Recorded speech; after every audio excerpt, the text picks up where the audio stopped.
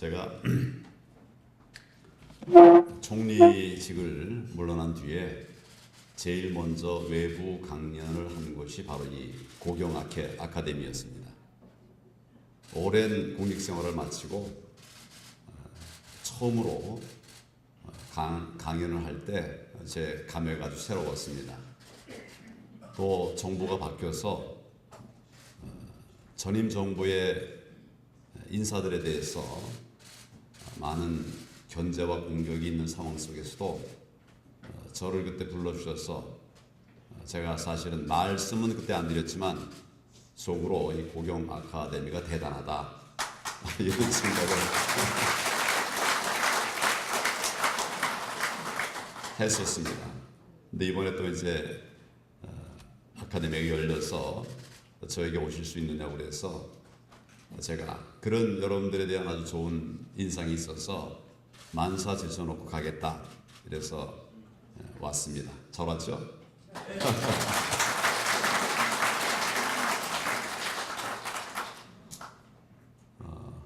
제가 이제 이런 농담을 요새 많이 하고 있어요. 그러니까 대중연설을 할 때 우리나라에서 목소리가 제일 좋은 사람이 누구냐? 지금 여러분께서 그렇게 말씀을 하시는데 근데 지금 말이 목소리가 이게 뭐 엉망 아니냐 그랬더니 괜찮다고 그러시더라고요. 제 목소리 좀 덜 좋아도 괜찮죠? 지난 4일인가요? 제가 이제 그냥 장내에서 원내에서만 싸울 수가 없고 장내외 투쟁을 병행해야 되겠다 그래가지고 한번 이제 전국을 쭉 한번 돌면서 장외 집회를 했습니다. 서울에서 시작해서 대전, 대구, 부산. 하루에 이제 그 앞에 또 말씀할 기회가 있어요. 그래서 4-5번을 하루에 얘기하고 그 다음날 광주 또 전주 그 다음날 이제 우리 그 광화문 집회 이래가지고 불과 며칠 사이에 그냥 한 8-8번의 장외 집회를 했는데 저는 장외 집회를 별로 안 해본 사람이죠. 목소리 조절을 못해서 제 마음에 나오는 대로 막 얘기를 했더니 그 딱 3일 사이에 제 목이 완전히 가버렸어요. 그리고 잘 관리해가지고 좀 고쳐야 되는데 좀 나아질만 하면 또 다시 주말 집회가 있고 또 주말 집회가 있고 그래서 지금 고치지 못하고 나왔는데 여러분들이 잘 성원해 주시면 빨리 좀 고칠 수 있도록 하겠습니다.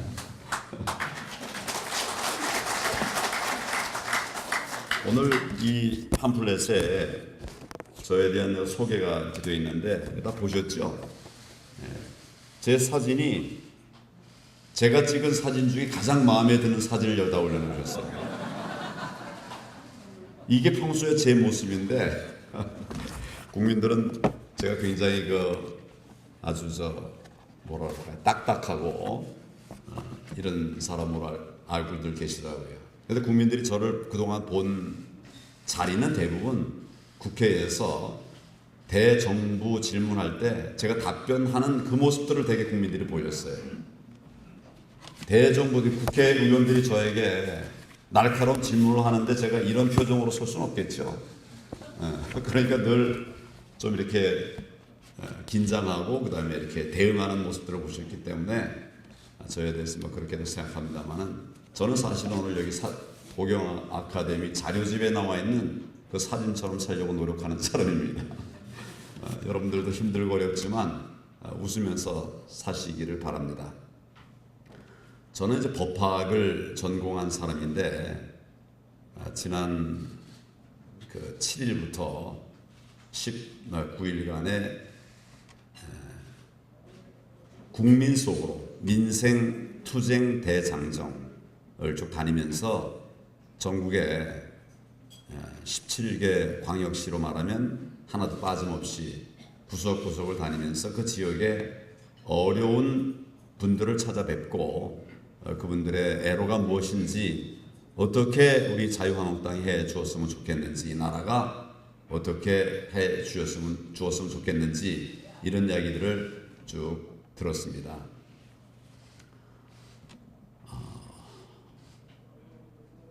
그 19일 동안의 대상정 중에 제가 들은 얘기는 이구동성, 경제를 좀 살려달라, 좀 살게 해달라, 정말 죽겠다, 이런 말씀드렸습니다. 여러분들은 이제 여러분들 만나신 분들이 아마 그렇게 어려운 분들이 많지 않으리라고 생각합니다만은 실제로 삶의 현장 구석구석에 들어가서 시장을 가보고 농촌을 가보고 어촌을 가보고 아기 기르는 엄마를 만나고 또 연세 드신 분들을 또 뵙고 또 제가 그 갈 때마다 이제 마을회관이나 또는 노인회관 이런 데 있는 이미 있는 시설들을 이용해서 잠을 자면서 그 지역 주민들의 얘기를 쭉 들었어요. 제가 간다고 그러면 이제 또 지역 주민들이 인사도 한다, 환영한다 이러면서 이제 많이 나오시죠. 이런 분들이 말씀하시는 것들이 한결같이 아까 말씀드린 것처럼 정말 살기 힘들다. 이분들 말씀에 IMF 때보다 어렵다. 이런 말씀들을 하셨습니다. 그런 이야기를 들을 때 정말 제가 국정을 짧지 않게 담당했던 사람으로서 굉장히 마음이 무겁고 또 정말 국민들 앞에 미안했습니다. 지금 이제 이 정부에 대한 이런 이야기를 하기 전에 우리가 좀 그렇게 그런 상황이 나오지 않도록 그렇게 잘 지켰으면 좋았을 걸 하는 아쉬움이 참 많이 있었고 지금 현장에서는 우리 국민들이 특히 어려운 분들이 서민들이 어떤 생각을 하시는가에 관해서 생생하게 들을 수 있는 기회가 되었습니다. 그래서 오늘 지금 우리 시민들의 걱정, 특히 서민들, 어려운 분들의 걱정은 경제를 좀 살려달라. 좀 살 수 있게 해달라. 이 정권 가지고 안 되겠다. 이런 말씀들을 쭉 하셨어요. 그래서 오늘 제가 말씀드릴 주제를 경제 살리기로 잡았습니다. 제가 잘하는 부분은 법률 영역이죠. 법률로 30년을 생활해 봤습니다만은 지금 제가 법 이야기를 하는 것은 정말 생뚱맞고 또 이 고경회니까 경영인 여러분들에게 좀 비슷한 말씀을 드려야 될 텐데 제가 굉장히 조심스럽습니다. 여러분들 다 이제 경영 전문가들, 경제 전문가들이신데 거기에 제가 이제 경제 살리기 강연을 이제 하려고 그러니까 많이 부담이 되겠죠, 제가. 그렇게 생각하십니까? 대충 말씀하셔도 여러분들이 아주 좋은 말씀들을 잘 받아들여 주시면 제가 편하게 좀 말씀드리겠습니다. 너무 잘하실 테니까 지금 말씀드린 대로 경제를 살리려고 그러면 어떻게 하면 되겠습니까? 여러분 생각에는. 답을 다 아시죠? 정치를 잘해야 된다. 제가 준비하지 않은 답입니다, 저거. 그러니까 정말 정치를 잘해야 돼요. 재벌을 다 범죄자로 몰아서 있습니다. 재벌을 범죄자로 몰아요. 재벌이 범죄자가 아닙니까? 범죄자로 몰아내는. 맞습니다. 또 어떻게 그러니까 재벌을 범죄자로 몰지 말라. 재벌을 건전한 경제 주체로 인정해라. 그 말씀이죠. 물론 재벌 중에도 불법이나 비리를 행하는 이런 재벌들도 있죠. 그런 부분에 대해서는 우리가 엄정하게 대처를 해야 되지만 제대로 세금 다 내고 물론 실수로 좀 계산이 안 맞는 수도 있지만은 그렇게 하면서 지금 이제 건전 경영을 해 나가고 있는 이런 기업을 크다는 이유로 재벌이라는 이유로 그것으로 이렇게 부당하게 압박을 하는 것은 옳지 않다. 그러니까 경제가 살아날 수 없다. 그 말씀이시죠? 이렇게 제가 1분 동안 말씀해야 될 걸 그냥 5초 만에 말씀하셨어요. 어떻게 해야 경제가 살아나겠습니까, 여러분? 기지를 풀어주셔야 될 것 같습니다. 맞습니다. 제가 얘기하려고 그랬던 두 번째 주제입니다. 또 어떻게 해야 될까요? 경제를 살리려면 뭐 이럴 때는 여러 가지 방법이 있습니다. 이렇게 말하면 됩니다. 그래서 어제 그런 말씀들을 중심으로 해서 시간이 되는 범위 안에서 제가 잠깐 말씀을 드리겠습니다. 아마 35분까지는 마쳐야 될 것 같으니까 얘기할 시간이 15분 나와 있는데 그 시간 동안에 여러분 되게 아신다는 걸 전제로 해서 말씀을 드리겠습니다. 경제를 살리려면 다른 방법이 없습니다. 시장이 시장으로 작동될 수 있게, 바꿔 말하면 시장 경제가 활성화되게 그렇게 하면 되는 겁니다. 뭐 복잡하고 어려운 거 할 것 없어요. 시장이 그냥 자연스럽게 편안하게 잘 돌아가게 하면 경제가 살아날 수밖에 없습니다. 이제 이런 질문을 던질 수가 있죠. 시장에서 많은 거래가 이루어지죠. 재화의 교환이 이루어지는 것이 시장이죠.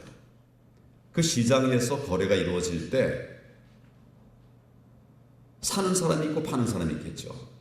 그럼 파는 사람과 사는 사람들 중에 손해 보면서 거래하는 사람이 있습니까? 파는 사람은 이거 밑주고 파는 거예요. 말을 하지만 실제로 밑지고 파는 사람은 정신없는 사람이죠. 그렇잖아요. 실제로는 다 그래도 이익이 있기 때문에 파는 거 아닙니까? 그 다음에 사는 사람은 이거 내가 바가지 쓰는 거 아니야? 이러면서 사더라도 말은 그렇게 하더라도 결국 자기에게 이익이 있으니까 사는 거 아니겠습니까? 그래서 파는 사람도 이익이 되고 사는 사람도 이익이 되는 것이 바로 시장이에요. 너는 얼마에 팔아라. 너는 이것을 얼마에 사라. 이것은 계획 경제죠. 시장 경제는 자유롭게 파는 사람이 팔고 싶은 가격에 팔게 하고 사고 싶은 사람이 사고 싶은 가격에 사게 하는 거예요. 그러면 사는 사람도 만족이 올라가고 또 파는 사람도 만족도가 높아지는 것이죠. 그래서 재화가 창출돼 나가는 거예요. 시장의 거래가 많아지면 부가 늘어날 수밖에 없는 것입니다. 만족이 많아지는 것이니까 이게 시장 경제거든요. 그래서 보이지 않는 손이 여기 작동을 해가지고 부가 계속 창출되는 그런 공간이 바로 시장이다. 그래서 이 시장을 시장되게 해두면 저절로 경제가 살아나고 발전될 수 있다 하는 얘기죠. 이것은 뭐 누구 한두 사람이 얘기한 게 아니라 우리가 경제를 생각하면서 그동안 연구를 했던 많은 학자들, 현장의 전문가들, 또 소비 주체들까지 다 결국은 의견들이 모아져 가지고 검증해 가지고 결론이 난 것입니다. 그러니까 경제를 살리려면 뭐 다른 거 없어요. 복잡한 게 없습니다. 필요 없습니다. 시장 경제가 활성화되게 하면 되는 것이에요. 시장을 왜곡하면 망가지기 시작합니다. 요즘 이제 아까 제가 다니면서 들은 이야기들 제일 큰 어려움은 뭐냐 하니까 최저임금의 급속한 인상이라는 거예요. 뭐 다 이구동성 그렇습니다. 최저임금이라고 하는 것은 80년대에 처음에 이제 도입이 됐죠. 그래서 초기에는 뭐 1%, 2%씩 이렇게 올렸습니다. 그리고 이게 점점 우리가 좀 살기 좋아지고 또 기업들도 수익이 많이 나면서 최저임금을 차츰차츰 올려온 것이죠. 그래서 MB 정부 때는 한 4%, 5% 이 선에서 가고 아마 MB 정부 첫째 해나 둘째 해는 2% 정도 올렸을 거예요. 한 해 동안. 그리고 지난 정권에서는 박근혜 정부에서는 5%, 6% 그 마지막 부분에는 이제 7%까지 올렸어요. 그러니까 우리가 볼 때는 이 정도가 최저임금을 올릴 수 있는 마지노선이다 이렇게 봤습니다. 6% 내지 7%. 그걸 넘어가면 이제 시장이 견디기 어려워지는 것이죠. 그래서 이제 그걸 뭐 물론 이제 근로자들은 더 최저임금을 많이 올려달라고 말을 하지만 그러나 그 시장 경제 올렸다가 시장이 망가져 버리면 안 되니까 시장이 제대로 작동하게 하면서도 또 올릴 수 있는 대로 올려보는 이런 이제 프로세스를 거쳐가지고 대개 한 6% 정도까지 마지막에 7% 이렇게 올렸습니다. 그 7%도 시장은 좀 감내하기 어렵다. 사실 그런 반응이 많이 있었어요. 그럼에도 불구하고 우리가 빈부의 격차가 크니까 이것을 극복하기 위해서 조금 더 올려주자고 하는 기업들에 대한 어떤 설득을 통해서 그렇게 결정했던 거죠. 근데 이 정도 들어와서 여러분 뭐 잘 아시는 것처럼 작년, 금년 두 해 동안 29.1%를 올렸습니다. 그러니까 한 해에 15% 가까이를 올린 거예요. 이거 외에도 사실은 뭐 주유수당이 올라가고 또 최저임금만 올리면 그것만 올라가는 게 아니라 그 상위에 있는 급여자, 임금 그 노동 근로자들에게 또 올려줘야 되는 거예요. 예를 들어서 가장 밑에 사람에게 200만 원을 주는데 거기 계장 과장이 200만 원 받던 사람 그대로 줄 수가 없지 않습니까? 그 좀 더 올려주고 하니까 이게 전체적으로 최저임금 수혜자뿐만 아니라 그 상위에 있는 분들까지도 같이 또 임금이 올라가니까 기업으로서는 감당이 안 되는 거죠. 기업은 그냥 뭐 땅 퍼서 돈 버는 게 아니지 않습니까? 사업을 하고 나면 수익이라고 하는 것이 생기는데 그 수익률이 어떻게 되느냐 하니까 대개 투자한 것에 한 5, 6% 또 아주 잘 되는 기업은 뭐 8, 9%까지도 나온다고 그럽니다. 그러니까 5, 6%의 수익이 생기는데 지금 이 2년 사이에 29%, 1년에 15% 가까이를 임금을 올려버리니까 그게 다 지출이 늘어나는 것이 되고 부담이 늘어나는 게 되잖아요. 이걸 환산해 보면 뭐 대부분의 기업들, 특히 중소기업 자영업자들은 이게 이제 임금에 대한 소위 전체 지출 중에 임금이 차지하는 비율이 높다고 해요. 그래서 결과적으로는 뭐 반토막이 나는 겁니다. 수익들이. 그러니까 500만 원의 수익이 생기던 자영업자가 200만 원, 250만 원의 소득밖에는 가져오지 못하는 거예요. 그러니까 이제 살 수 없게 되는 것이죠. 500만 원으로 설계했던 삶이 무너지기 시작하는 것입니다. 이게 뭐 왜 그러냐? 시장에다가 과도하게 국가가 개입을 한 거예요. 국가가 일부 개입할 수 있습니다. 그렇지만 그게 과도해가지고 결국 시장의 본질을 망가뜨리면 시장이 시장의 역할을 할 수가 없게 되는 것이죠. 지금 우리나라가 그렇게 되어 있습니다. 그래서 우리 경제를 살리려고 하면 뭐 복잡한 얘기할 필요도 없어요. 시장이 제대로 돌아가게 하면 된다. 뭐 그 근로시간 같은 것도 마찬가지 아닙니까? 주 52시간제 이런 획일적인 기준을 만들어 가지고 집행을 하면서 그걸 지키지 않으면 처벌한다고, 형사 처벌한다고. 경제 활동을 잘못했다는 이유로 경제 활동을 정부의 말대로 하지 않았다는 이유로 처벌하겠다는 거예요. 저는 민주주의 국가에서 이런 형벌 규정을 보질 못했어요. 아니 내가 근로자 채용해가지고 일하게 하는데 그 사람이 더 일하고 싶다. 나도 더 할 일이 많아가지고 좀 더 일하게 했더니 그걸 가지고 처벌한다. 형사 처벌한다. 이건 정말 말이 안 되는 정책입니다. 근데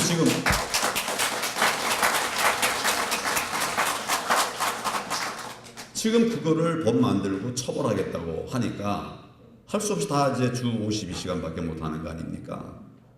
근데 예를 들어서 이 첨단 기술을 이용해서 기업을 하거나 뭐 연구를 하는 이런 사람들은 이 아이디어가 나와 있을 때 쫙 빨리 만들어야 될 거 아닙니까? 그래서 머릿속에 있는 것들이 다 이제 현장에서 매물로 나와야 되는데 그러려고 하면 집중적으로 일을 해야지. 하루 8시간 일하고 또 놀고 그 다음 날 바뀌어가지고 또 8시간 하고 놀고 일이 하다 보면 다른 경쟁자가 없으면 괜찮죠. 그냥 내 혼자서만 할 것 같으면 괜찮죠.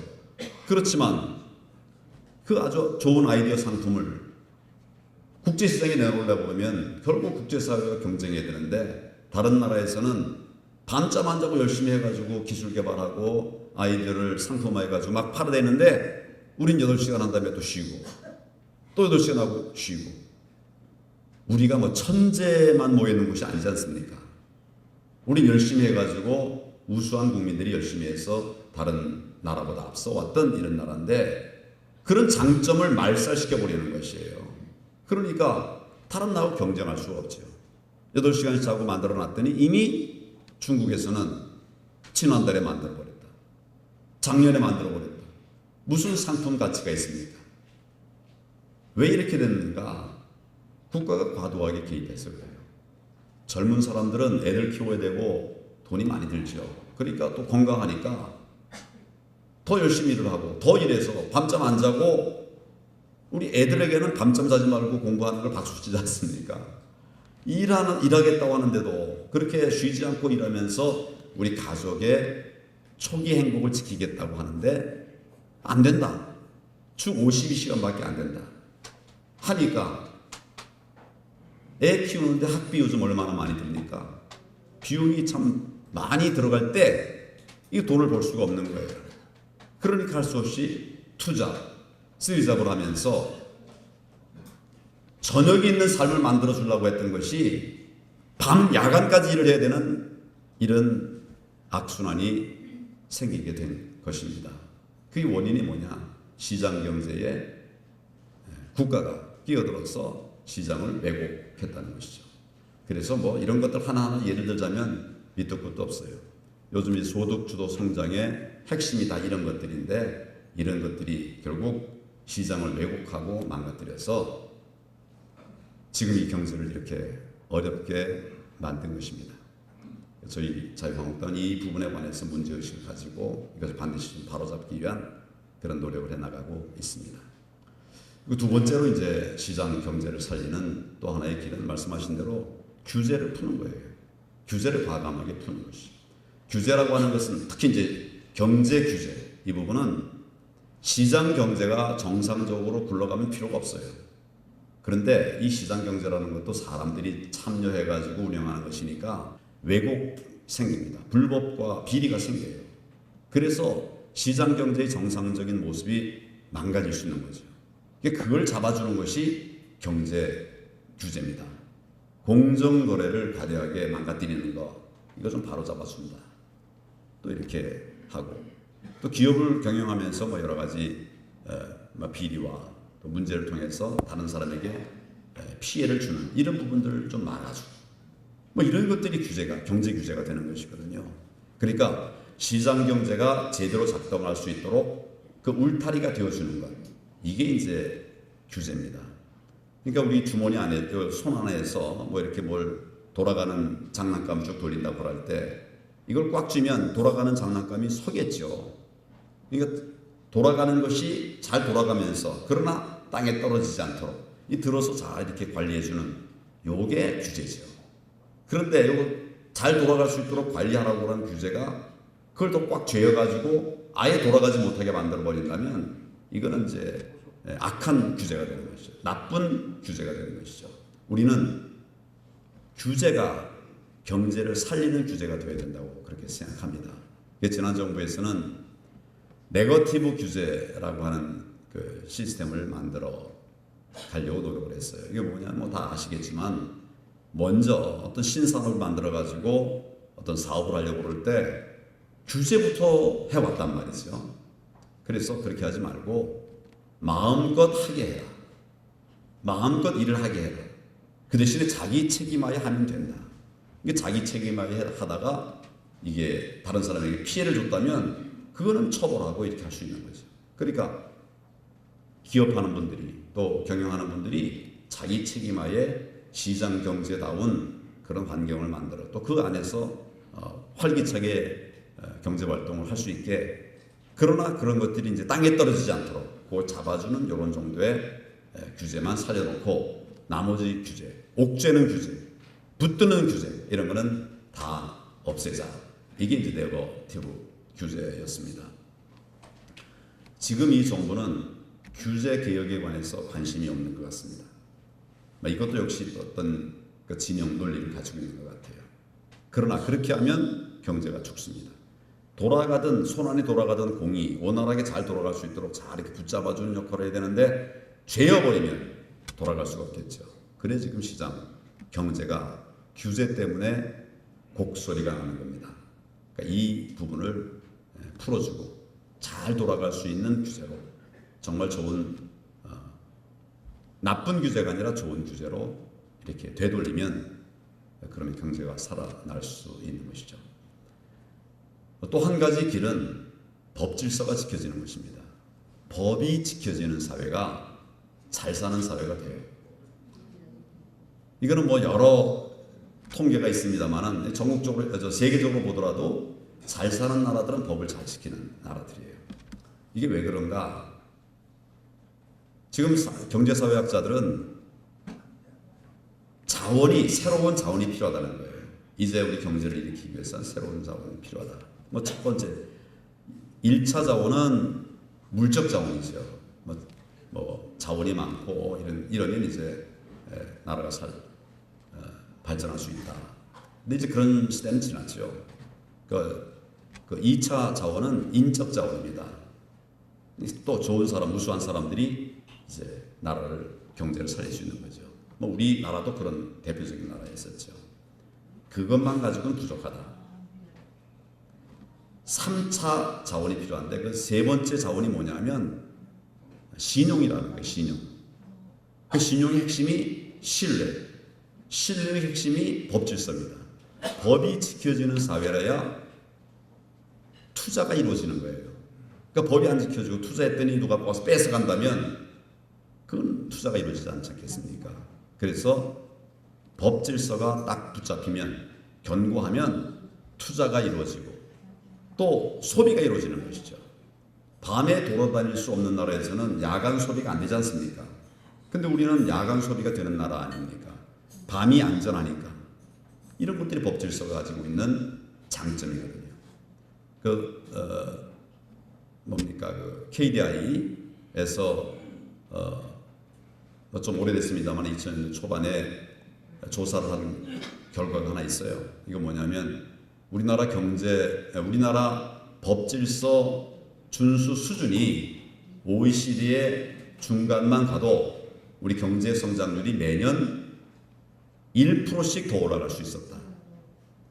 그 이후의 통계를 보더라도 법 질서가 안 지켜져 있는 이런 나라 사회에서는 경제 성장도 이루어진다는 것이에요. 우리나라에서 적은 통계는 한 0.5% 매년입니다. 또 그 많은 통계는 1% 가까운 0.98%를 더 늘릴 수 있었다. 지금 우리나라의 경제 성장률이 어느 정도입니까? 3% 밑으로 내려오지 않았습니까? 근데 이게 만약에 1% 가까이를 올릴 수 있다고 하면 이건 대단한 것이죠. 그 근저가 되는 것이 바로 법질서다. 이 법질서를 통해서 경제를 살릴 수 있다고 하는 이런 연구 결론 많습니다. 우리나라가 근데 이 부분이 약해요. 법질서 준수 수준이 세계은행, WEF, 뭐 또 IMD 이런 데서 이제 계속 국가 경쟁력 평가를 하지 않습니까? 우리가 다른 부분은 다 10위권, 20위권 안쪽인데 법질서 준수 부분은 50위권에서 머물고 있어요. 잘 돼봐야 40몇 위. 그러니까 이것이 결국 우리 전체 경제 성장의 지속적인 발전을 장애하는 막고 있는 굉장히 중요한 요인이라는 겁니다. 그래서 우리 경제를 살리려고 하면 근데 경제인들이 이 부분을 저를 아시는 분도 많이 계시지만 또 모르시는 분도 계시는 것 같아요. 우리 사회가 법이 지켜지는 사회가 돼야 전체적으로 경제 활동이 원활하게 일어날 수 있는 기반이 갖춰져서 경제 성장이 일어날 수 있는 것입니다. 그리고 지금 우리의 가장 약한 부분이 이 법질서. 지금 요새 오늘도 아침 신문 보니까 민노총에서 어디 가서 이렇게 불법행위한 이런 부분에 관해서 영장을 청구했다고 해요. 저는 민노총에 대해서 영장 청구했다는 얘기를 정말 오랜만에 들어봤습니다. 요즘 그냥 민노총의 불법 청구예요. 아무데나 가서 우리 근로자 써라. 다른 노총 근로자 쓰고 있는 기업 가가지고 거기 가서 막 가로막고 작업이 안 되게 해가지고 물리적으로 결국 그 기업이 이 민노총 수속 근로자를 쓸 수밖에 없게 만드는 이런 게 어떻게 자유민주 국가에서 가능한 것입니까? 이 법이 무너지고 있는 것이에요. 이렇게 되면 경제가 살아날 수 없습니다. 여러분 뭐 경제하시는 분들이니까 요즘 우리나라에서 투자할 수 없다 이런 말씀들을 많이 하신다고 그래요. 외국에 대한 투자가 더 늘어나고 있다. 외국에 대해서 공장을 짓고 하는 것이죠. 그런 것들이 결국 우리 안에서 법 질서가 제대로 지켜지지 않고 그저 힘에 의한 그런 지배가 노사 관계에서도 이렇게 이제 이루어지고 있으니까 정말 힘드신 것이죠. 저희 자유한국당은 이 법 질서를 바로 세우기 위한 그런 노력들을 지속적으로 하고 있습니다. 하겠습니다. 저도 이 법조인 출신입니다만은 이 문제는 굉장히 심각한 문제라고 생각합니다. 경제를 살리는 뭐 그런 그 몇 가지 방법들이 더 있겠습니다만은 제가 그 뒤에 더 시간 되면 하려고 했던 것이 이런 것은 어떻게 보면 경제를 살리는 기본이죠. 다른 나라보다 더 앞서가고 그렇게 선진 경제 대국이 되려고 하면 신산업에 대한 투자가 필요하죠. 경제 전체 모멘텀을 끌어갈 수 있는 새로운 아이디어, 또 신영역 이런 부분에 대한 노력들이 필요하죠.